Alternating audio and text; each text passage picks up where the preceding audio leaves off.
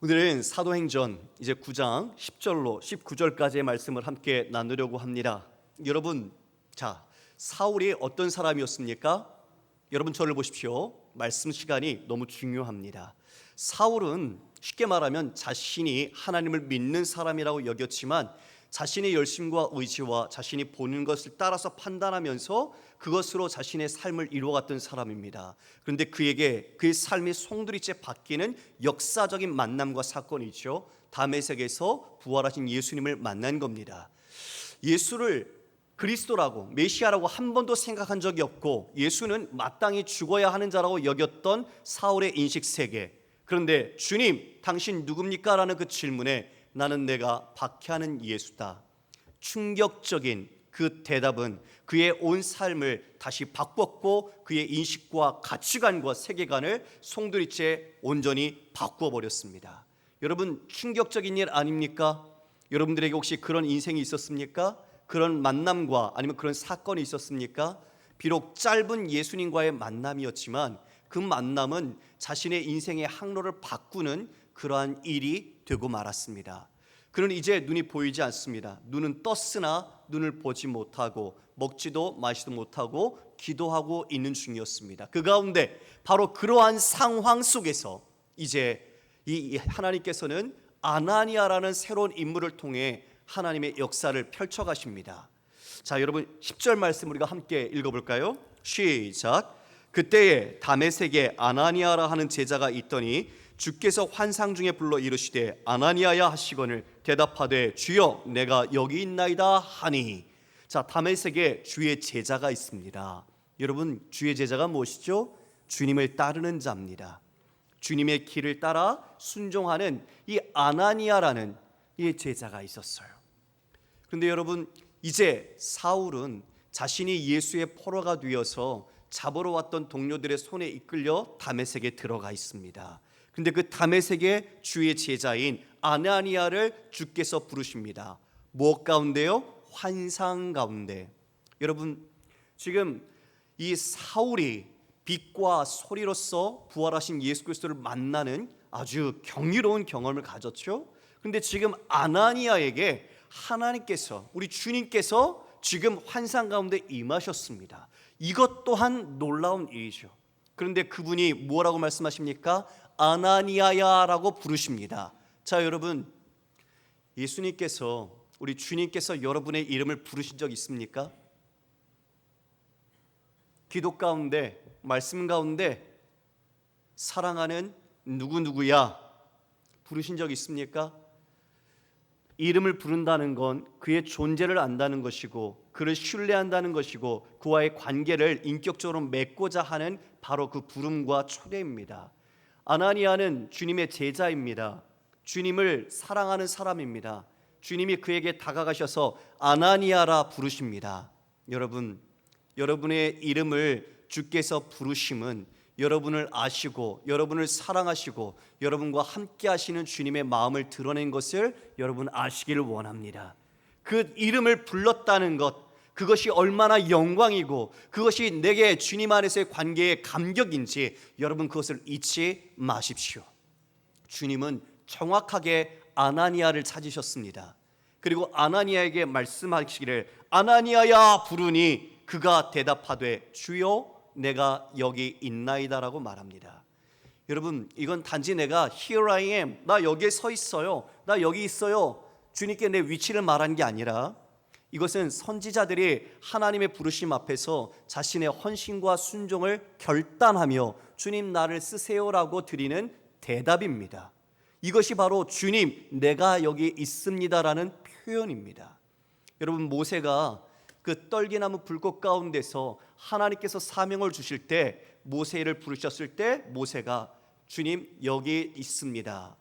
그리고 아브라함에게 아들 이삭을 주시고 그 이삭을 이제 아브라함은 모르지요. 번제물로 바치라고 말하는 그 순간 그 이야기를 꺼내기 전에 주님께서 나타나셨을 때 주님 제가 여기 있습니다라고 아브라함이 고백했습니다. 어린 사무엘이 주님이 3번 불렀죠. 그때 주님 제가 여기 있습니다. 그리고 이사야가 소명을 받는 이사야 6장에서도 주님, 내가 여기 있습니다, 나를 보내소서라고 응답합니다. 그러니까 지금 이 아나니아가 단지 나 여기 있어요가 아니라 주님이 환상 가운데 자기 이름을 불렀을 때 주님, 저는 준비되어 있습니다, 주님 말씀하십시오, 내가 순종하겠습니다라는 믿음의 고백으로 이 표현을 드린 겁니다. 그러면서 이어 주께서 그에게 말씀하십니다. 11절 12절입니다.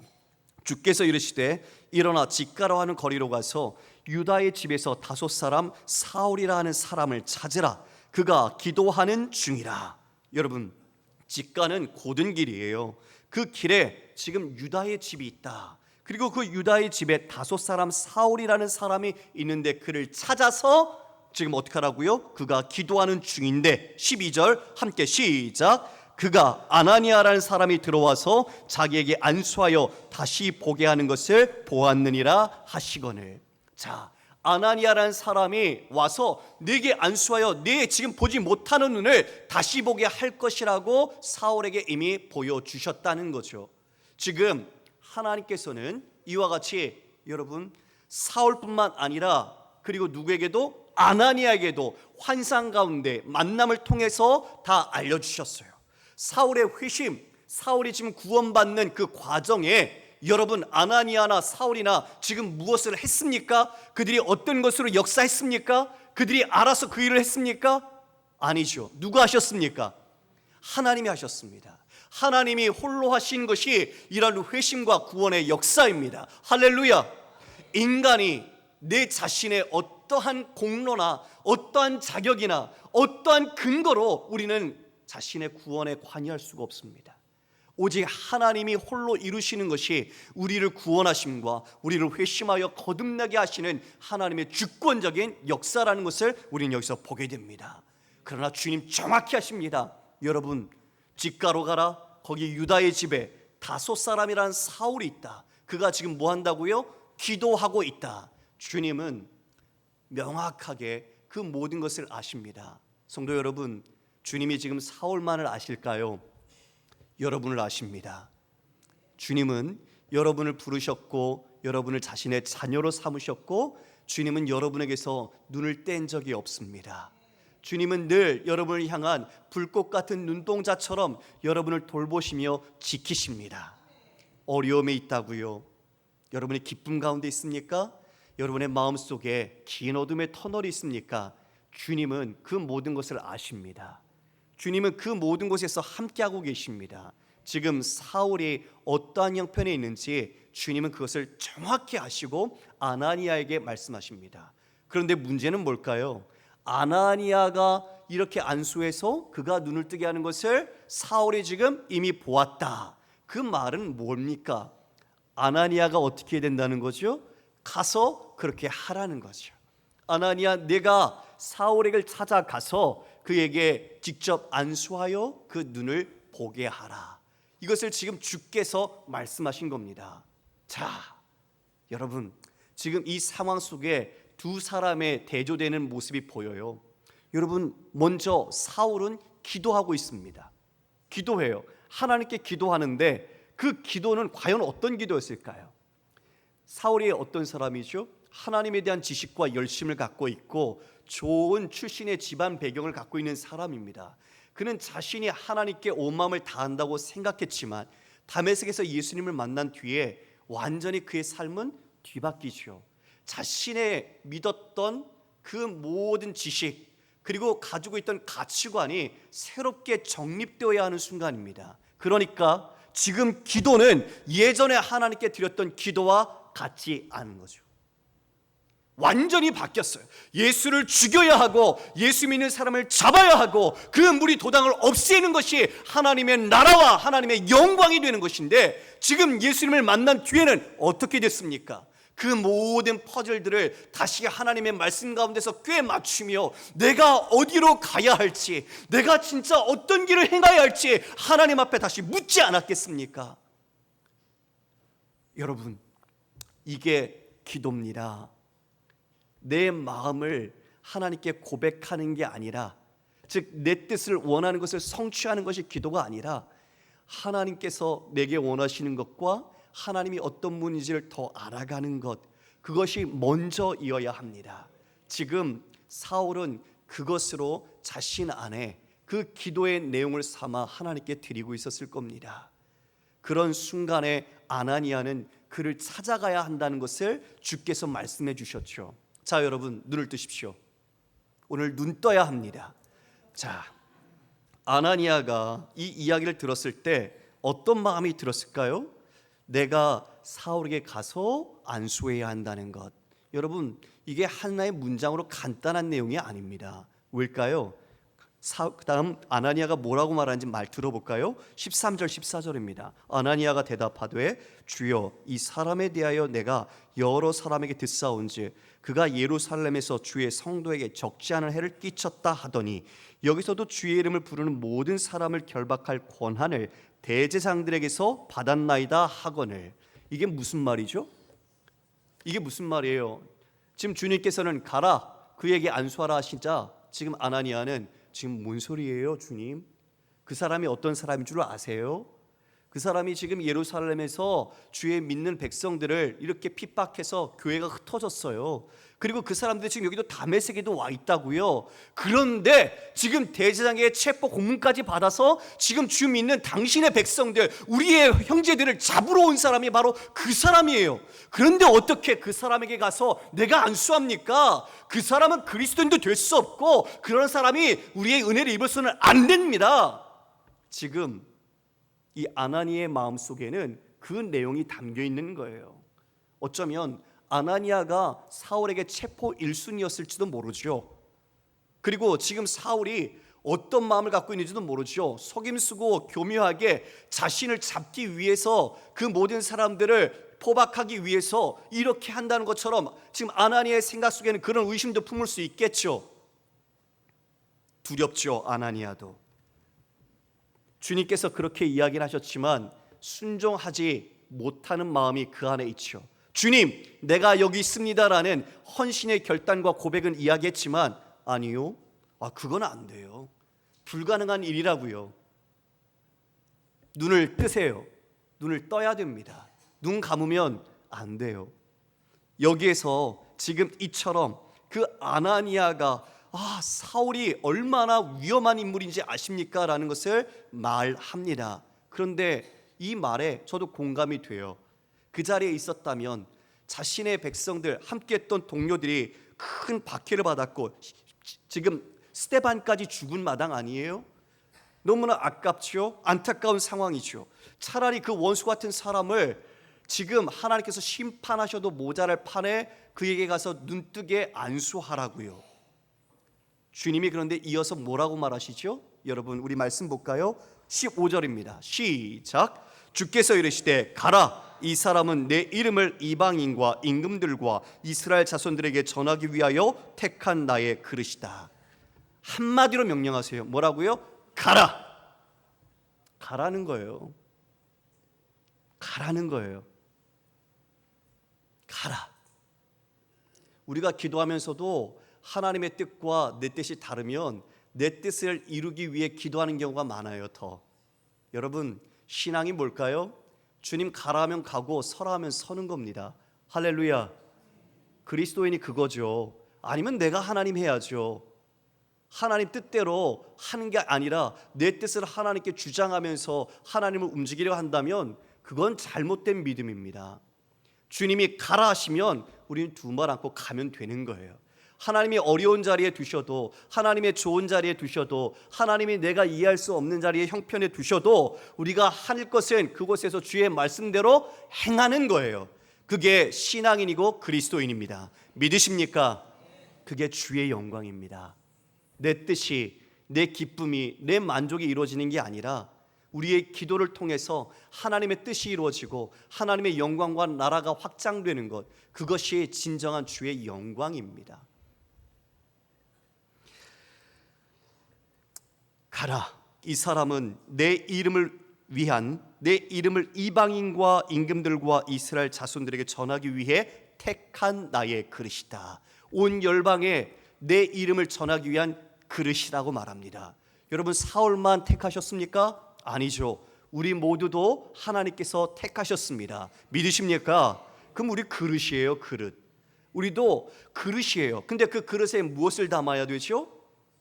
예수의 이름을 담아야 돼요. 내 이름, 바로 주님의 이름을 담아서 우리는 전달하는 사람입니다. 이 세상의 왕 같은 제사장으로 하나님께서 세우셔서 세상에 나가서 그 이름을 전하라고 우리를 구원하시고 생명 주시고 하나님의 자녀로 부르셨습니다. 바로 그렇게 지금 사울이 하나님께 쓰임받는 것을 지금 아나니아에게 이야기한 거예요. 여러분, 아나니아가 어떤 생각이 들었을까요? 이 말 듣고 여러분 같으면 어떻게 생각하시겠어요? 여러분 어떻게 수용하실 수 있겠어요? 아니, 저 사람 원수인데, 저 사람은 가까이에서는 절대 안 되는데, 저 사람은 우리를 박해한 사람인데, 저 사람이 지금 주님의 이름을 이 온 세상에 전할 하나님의 택함을 받은 사람이라고? 그릇이라고? 여러분, 사울만 지금 뒤집혔습니까? 지금 사울만 그가 예수 그리스도를 만나서 자신의 인식세계와 가치가 바뀌었습니까? 지금 누구도 바뀌고 있죠? 아나니아도 바뀌고 있어요. 아나니아도 충격이에요. 예수 잘 믿는다고 생각하고 공동체에서 형제들과 함께 있는데도 불구하고 그 안에서 지금 어떤 마음이 있어요? 내 마음으로 판단하는 마음, 주님의 뜻과 거리가 먼 내 my way, 주님을 믿는다고 하지만 여전히 이 자리에 앉아 있으면서도 내가 원하고 내가 생각하고 내가 판단하는 대로 하나님께서 가주시기를 원하는 그런 마음의 믿음의 모습이 아나니아 안에 있고 우리 안에도 있습니다. 주님 이걸 깨고 계시는 거예요. 가라!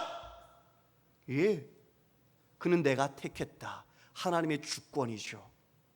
하나님 원수로 안 돼요. 아니요, 하나님이 하시면 됩니다. 하나님은 불가능이 없습니다. 하나님은 그 어떤 것도 넘어서 일하십니다. 여러분 포기하지 마십시오. 여러분의 가족 중에 자녀들이 믿지 않습니까? 부모님 문제가 있습니까? 친구들과의 관계 속에서 지금 믿음의 문제 여러 것들이 얽혀 있습니까? 여러분, 사람과의 관계 속에서 우리가 묻히면 상처만 남습니다. 그런데 주님 바라보면 주님께서 주시는 은혜와 능력과 역사가 있습니다. 우리가 그래서 주님을 만나야 합니다. 주님을 만나면 우리는 눈이 띄어지고 주님께서 우리에게 힘과 능력을 주십니다. 여러분, 날마다 우리 모두가 똑같은 24시간을 삽니다. 여러분, 그 24시간 중에서 몇 분을 예수님을 묵상하십니까? 그리스도의 십자가와 그 죽음을 몇 분 정도 하루에 묵상하십니까? 만약 여러분이 이 질문 앞에 나는 1분도 안 되는 것 같은데, 5분도 안 되는 것 같은데, 여러분 안 돼요. 안 돼요. 그리스도인이라는 이름은 문인만이 아닙니다. 우리는 주님께 모든 초점을 맞추고 악기가 튜닝을 해서 올바른 소리를 내듯 우리는 주님을 바라보며 주님께 튜닝되어야 주님께 올바르게 쓰임받을 수 있는 그리스도인입니다. 그런데 어떻게 24시간 눈 떠서부터 내가 오늘 돈 벌 일, 내가 해야 할 일, 그 일들 속에 매몰된다면 어찌 주님의 은혜와 능력으로 우리가 택한 그릇으로 쓰임받을 수 있겠습니까? 그릇이 금그릇이냐 은그릇이냐, 물론 가치를 드러낼 수는 있겠죠. 중요한 건 거기에 무엇이 담기느냐예요. 우리는 정결함으로 그리스도, 바로 주님의 이름을 위하여 택함받았다는 것을 여러분의 직장과 학업과 가정에서 결코 잊어서는 안 됩니다. 그것이 우리의 본업이기 때문이죠. 그게 우리가 진짜 해야 할 사명이기 때문입니다. 그걸 놓치면 여러분은 돈 버는 사람, 그리고 이 세상의 행복을 추구하는 사람, 그리고 나를 위한 사람으로 전락하고 마는 겁니다. 사울, 이처럼 그는 하나님께 그 이름을 전하기 위하여 택함받은 그릇입니다. 이제 그는 삶의 주인이 바뀔 거고, 그리고 그는 주를 위하여 행함을 받게 될 겁니다. 주께서 그는 수많은 고난을 당할 것이라고 이야기하죠. 예, 우리도 그렇습니다. 그러나 먼저 주님은 영생의 축복과 하나님의 상속자요 자녀로서 우리에게 이 세상 어느 것도 줄 수 없는 놀라운 축복을 주셨다는 것을 기억하십시오. 그리고 주님은 여러분을 떠나지 않으십니다. 사울, 나중에 바울이죠. 여러분, 사울은 히브리식 이름이고 바울은 그리스식 헬라식 이름입니다. 같은 사람이에요. 이름을 바꾼 게 아닙니다. 이방 선교를 위해서 로마 헬라식 이름을 사용했을 뿐입니다. 이제 그 바울은 어마어마한 고통을 받죠. 진짜 큰 환난과 어려움을 당하게 됩니다. 여러분, 어떻게 당하는지 볼까요? 고린도서 11장 24절 이하의 말씀입니다. 유대인들에게 40에서 하나 감한매를 5번 맞았다. 여러분, 유대인들은 40대를 맞으면 죽습니다. 그래서 한 대를 감한 39대를 때렸습니다. 그래서 그걸 5번 맞았으며 3번 태장으로 맞고 1번 돌로 맞고 3번 파선하고 일주야를 깊은 바다에서 지냈으며 여러 번 여행하면서 강의 위험, 강도의 위험과 동족의 위험과 이방인의 위험과 신의 위험과 광야의 위험과 바다의 위험과 거짓 형제 중의 위험을 당하고 또 수고하고 애쓰고 여러 번 자지 못하고 줄이며 목마르고 여러 번 굶고 춥고 헐벗었노라. 여러분, 정말 고난의 종합 선물 세트 아닙니까? 여러 가지 고난을 이 바울은 당하게 됩니다. 그러나 그 고난 속에 꺾이지 않습니다. 왜요? 주님을 만났잖아요. 주님이 살아계신 걸 알잖아요. 주님이 함께 하시는 걸 느끼잖아요. 그 고난이 이 바울을 넘어뜨리지 못하는 거죠. 바울의 눈 속에는 아마 죽어가면서 하늘을 바라봤던 천사와 같은 스데반의 얼굴을 기억했을 겁니다. 그 죽음 속에서도 그 죄지은 자신을 죽이는 자들을 위하여 용서함을 구했던 그 기도, 그리고 하나님과 하나님 우편에 선 그 인자를 향했던 그 스데반 집사의 그 모습이 바울의 마음속에 새겨져 있을 겁니다. 박해자였던 이제 사울이 스데반 집사의 뒤를 이어서 박해를 받으나 전도자로 서게 됩니다. 성도 여러분, 여러분은 무엇으로 서 계십니까? 예수님을 우리가 구주로 영접한 뒤에 여러분은 성도가 되었고 그리스도인이 되었지만 여러분은 삶의 어떤 행로에 서 계십니까? 누구를 드러내고 누구를 높이며 누구를 중심으로 여러분 살고 계십니까? 이렇게 수많은 고난을 당할 바에는 한 번에 순교하는 게 낫겠다, 그렇게 생각할 수도 있겠죠. 그러나 여러분, 100살까지 오래오래 사는 게 순교하는 것보다 더 힘든 신앙의 길입니다. 그 길이 진짜 순교보다도 만만치 않은 믿음의 길이라는 것을 알아야 할 것입니다. 아나니아가 주의 말씀대로 사울을 찾아갑니다. 그리고 어떻게 표현할까요? 우리 함께 그 다음 말씀 한번 보겠습니다. 17절 말씀입니다. 시작. 아나니아가 떠나 그 집에 들어가서 그에게 안수하여 이르되 형제 사울아, 주 곧 내가 오는 길에서 나타나셨던 예수께서 나를 보내어 너로 다시 보게 하시고 성령으로 충만하게 하신다 하니. 여러분, 참 성경의 여러 부분 중에서 그래도 감동적인 장면이에요. 정말 놀라운 은혜의 장면이에요. 지금 아나니아가 사울을 뭐라고 부릅니까? 형제 사울아. 두려움, 그리고 그 안에 의심도 있었죠. 그 안에 공포도 있었을 거예요. 그러나 주의 말씀 속에서, 성령의 이끌림 속에서 지금 아나니아가 지금 사울을 찾아왔습니다. 그리고 사울을 봅니다. 그리고 사울을 자신과 같은 사람으로 동일시하면서 그 사울에게 형제 사울아. 사울을 보니 눈이 보이지 않습니다. 그리고 먹지 못해서 무력한 모습으로 있습니다. 그 마음속에 불안한 마음과 의심이 있었지만 주님의 긍휼과 자비의 마음으로 그 사울을 바라보며 같은 공동체의 일원으로서 형제, 주의 형제로서 그와 같은 표현으로 그를 맞이합니다. 여러분, 사울은 어떤 마음이 들었을까요? 그 큰 일, 큰 사건 뒤에 눈이 보이지 않고 몸이 연약해져 있는 상황 속에서 얼마나 무섭고 두려웠을까요? 그런데 누군가 다가와서 따뜻한 사랑의 마음을 담아 형제 사울아라고 부릅니다. 여러분, 큰 사랑과 위로, 격려가 되지 않았겠습니까? 우리가 홀로 있는 것 같을 때, 아무도 나를 몰라주는 것 같고 나는 이제 어떻게 해야 할지 그 길을 찾지 못할 때 누군가 우리를 찾아와서 손을 잡아주면서 형제 누구누구요 라고 부른다는 것은 단지 이름을 부르는 것이 아니라 그와 함께 하나됨 가운데 일어설 수 있는 희망과 은혜를 나누는 것입니다. 바로 그것이 우리의 손길이 되어야 합니다. 지금도 여전히 그와 같이 신음과 고통 속에 잠겨있는 수많은 눈뜨지 못한 영혼들을 향해 우리는 형제 누구누구요, 우리가 그와 같이 주의 보내심 택함 받은 그릇으로서 우리가 주님의 사랑을 전해야 하는 것입니다.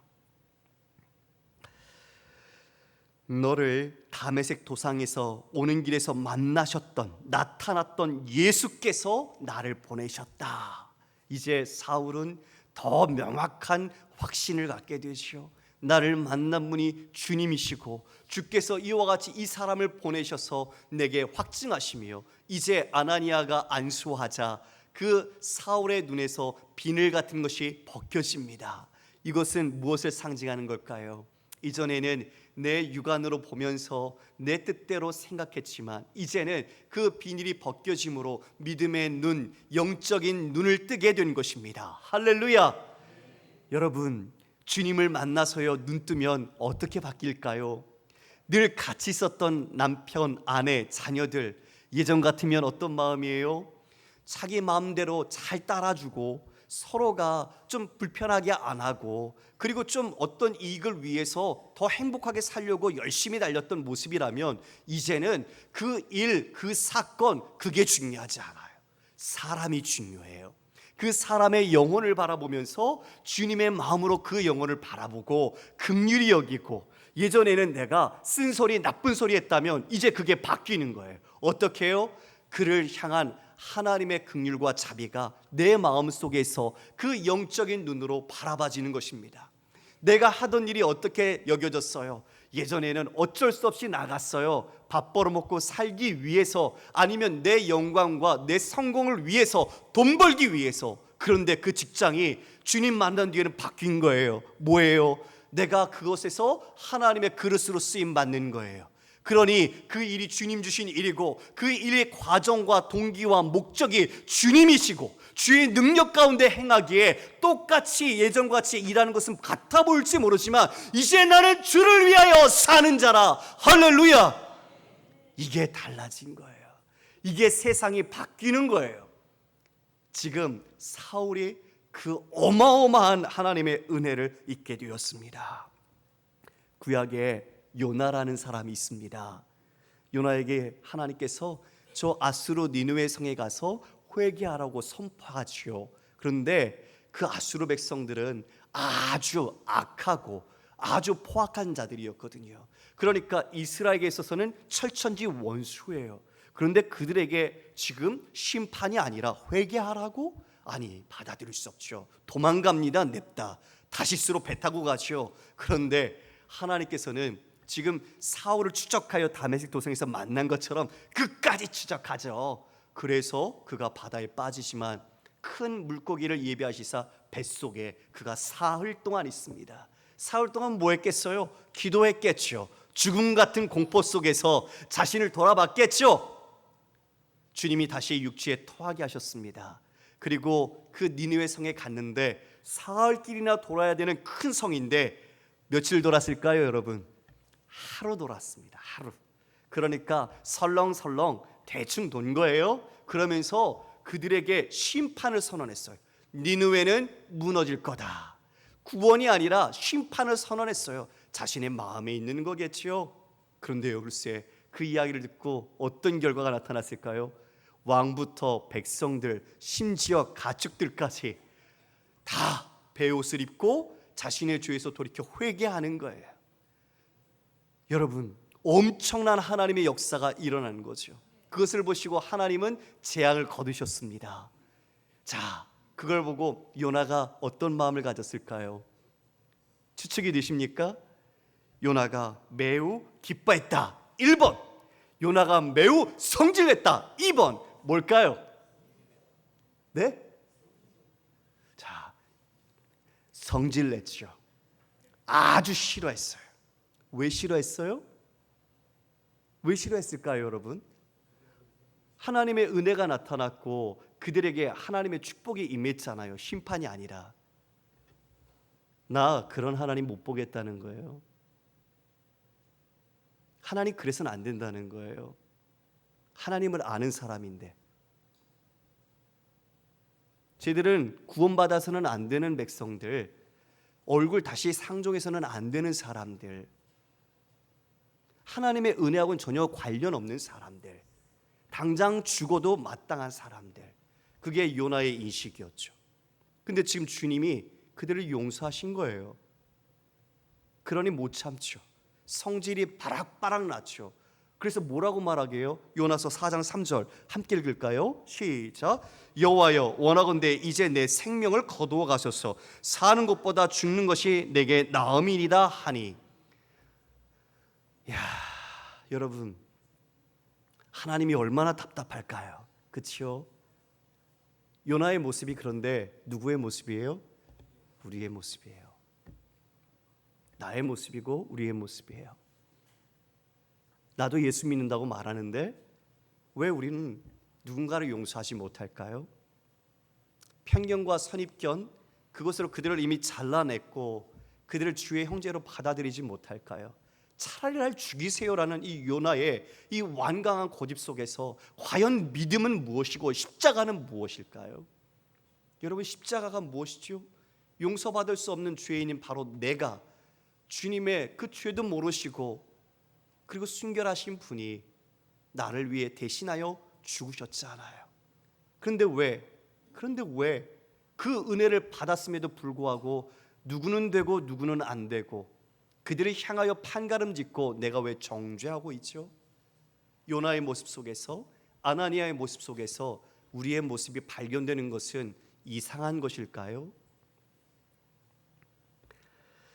아나니아가 이 일로 새로운 믿음의 지평이 열렸어요. 더 눈을 크게 뜨게 되었죠. 사울이 니느웨 백성처럼 죽어야 될 사람으로 어쩌면 여겨졌을지 모르지만 이제는 그를 형제 사울이라고 받아들입니다. 그리고 그를 같은 공동체 안에서 머물며 그를 위해 기도하고 그가 이제 사역을 감당할 때 그를 돕는 자로서 서게 되겠죠. 놀라운 변화와 은혜 아닙니까? 사랑하는 성도 여러분, 이제 사울은 눈이 벗겨지자 예수 그리스도 중심적으로 살아가게 될 겁니다. 이 모든 역사는 하나님께서 홀로 이루신 구원의 은혜였습니다. 사울과 아나니아 모두 하나님의 은혜가 필요했던 것처럼 우리 모두 주님의 은혜가 절실합니다. 우리에게도 비늘같이 벗겨져야 할 것이 있지 않습니까? 우리 눈에서 우리는 잘 본다고 여기지만 우리 성령께서 벗겨주어야 할 비닐은 없을까요? 우리의 믿음의 시각이 선입견이나 편견에 사로잡혀 있는 것이 있다면 우리 기도합시다. 주님, 내 눈을 온전하게 열어주십시오. 그리고 믿음으로 온전히 바라보게 해주십시오. 주님의 불가능이 없는 것처럼 내가 어떤 처지와 형편 속에 처해 있을지라도 주의 말씀대로 순종하겠습니다. 주님의 말씀대로 행하겠습니다. 빌립이 복음을 전하고 떠난 것처럼 아나니아도 사울에게 안수를 한 뒤에 그도 나오지 않습니다. 복음만이 남았고 그로 인해 거듭난 생명 사울이 남게 되었죠. 사랑하는 성도 여러분, 말씀을 정리합니다. 오늘 말씀은 우리에게 사울의 입장에서 보는 것이 아니라 어쩌면 사울처럼 믿음의 눈을 떠야 할 분도 이 자리에 계실 겁니다. 회심해야 할 분도 계실 겁니다. 그러나 나는 아나니아처럼 주님께 주님 내가 여기 있습니다라는 믿음의 고백을 한다고 생각하지만 여전히 내 안에 있는 장애와 차별과 배제의 모습들이 있다면 우리 또한 사울처럼 우리 또한 우리의 믿음의 눈을 다시 떠야 할 것입니다. 여러분, 형제라고 불러야 할 사람들이 우리 주변에는 없을까요? 그 형제라 부름을 받기 위하여 기다리는 사람들은 없을까요? 여러분의 직장의 동료들, 선후배들, 가족과 지인들, 그들이 아직 지금 이 형제의 부름에 목말라하고 있지는 않을까요? 주님께서 여러분 한 분 한 분을 내 이름을 위하여 택한 그릇이라 우리에게 말씀하시고 소명을 주신 것처럼 우리 또한 오늘 이 말씀 속에서 그들에게 나아가 하나님의 말씀대로 주의 이름을 그들에게 전하는 도구요 그릇으로서 쓰임받아야 할 것입니다. 다시 한번 이 말씀으로 여러분의 한 주간의 일상의 삶에서 주님의 이름을 마음껏 전하시고 주의 용서, 그 십자가의 용서가 필요한 이들에게, 하나님과의 화목이 필요한 그들에게 주님의 은혜와 긍휼을 전하시는 사랑하는 성도님 되시기를 주님의 이름으로 축원합니다.